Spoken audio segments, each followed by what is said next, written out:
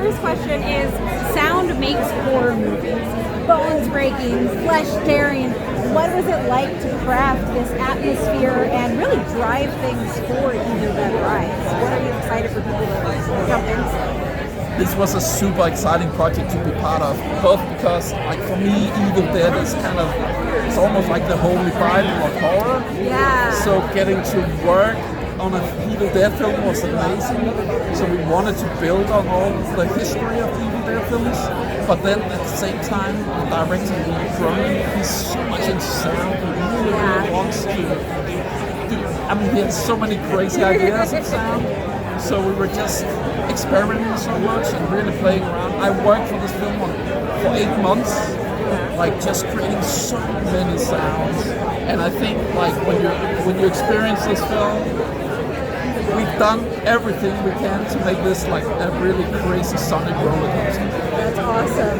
Is there a specific moment in the film that you can't wait for people to hear? I think there's quite a few of them.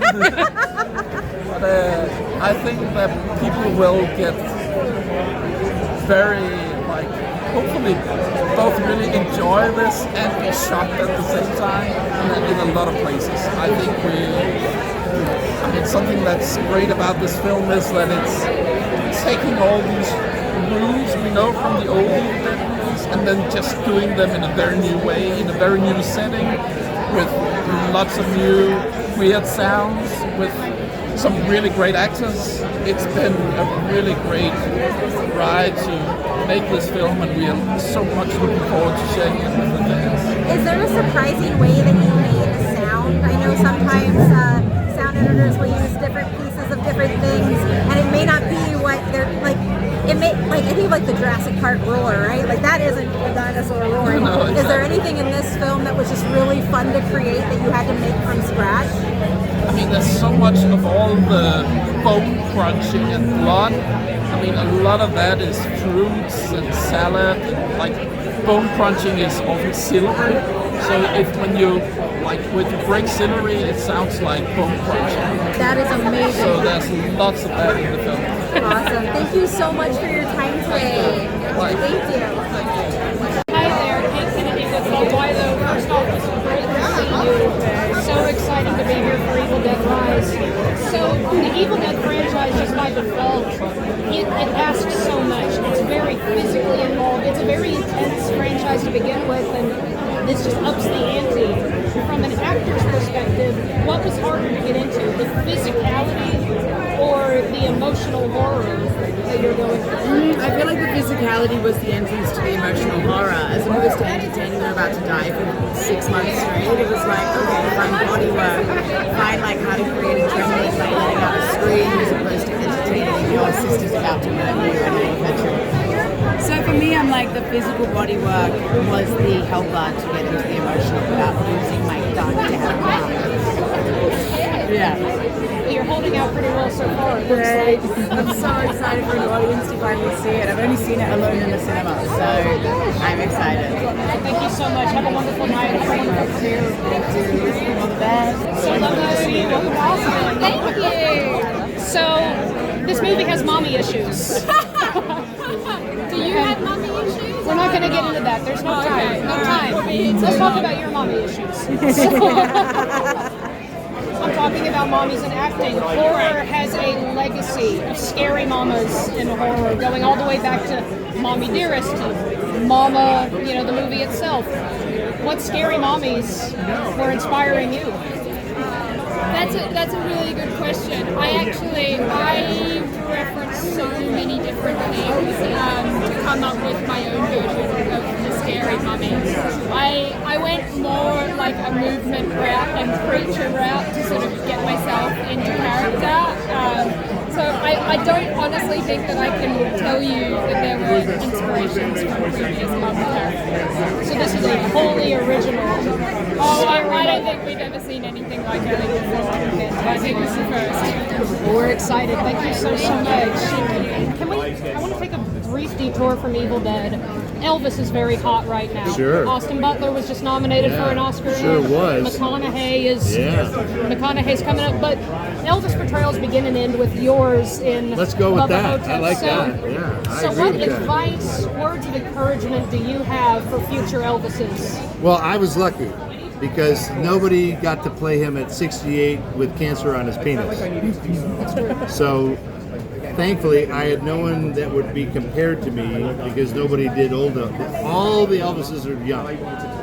I'm the only old Elvis. That's true. It's that young hip shaking that gets you. I get it. So speaking to, just again, we're talking older generations, that sort of thing.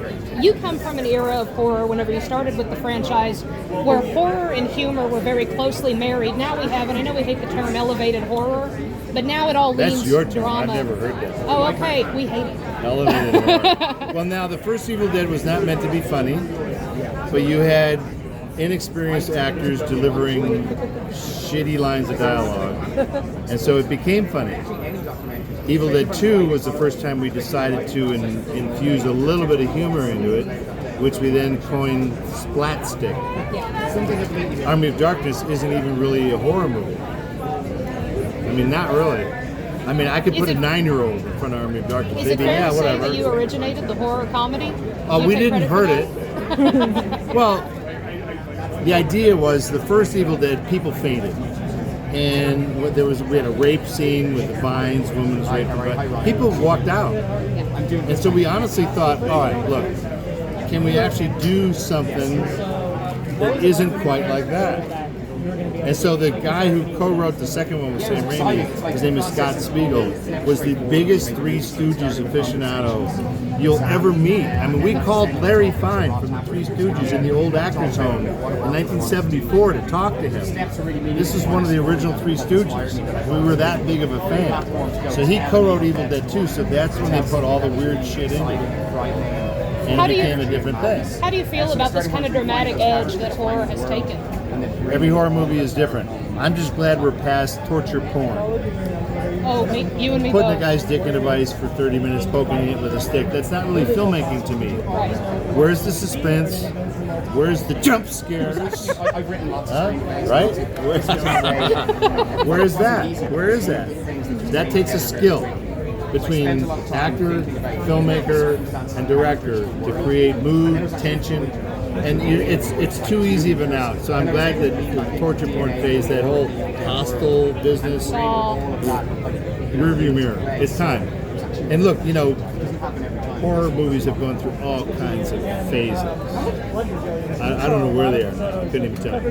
Yeah, there's a lot of blood. Wonderful stuff. We're so excited to have you Elevated here. horror, I guess. Elevated horror. Very A24. How would you define elevated horror? Did you see Midsummer? Proper movie, sticky blood. There's no water. Kind of going back to your question, my colleague's question here, working through the trauma and moving away from the blood and guts that we love so much, that you're an expert in, and into the cerebral, Come on, just the cut mind their fucking fun. head off, man. Thank Get you. with the program. Thank you.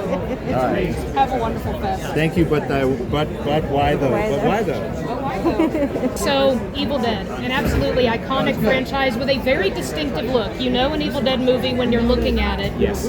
But I do have to assume that you're adding your own spin on it. Yeah. Where are you pulling other influences? My influences come from a lot of different places. A lot of it from horror. It just so I love lots of different movies, but it so happens that maybe 8 of my top 10 are horror movies because I watched a lot of horror movies as a kid. My siblings, my family all loved horror, so I was introduced to things I shouldn't have seen at a very, very young age. And so, like, influenced me like Jaws, The Shining, The Wicker Man, obviously the Evil Dead movies as well.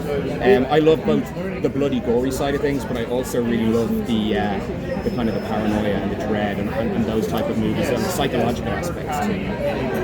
Fantastic. Well, thank you so much for making time for us.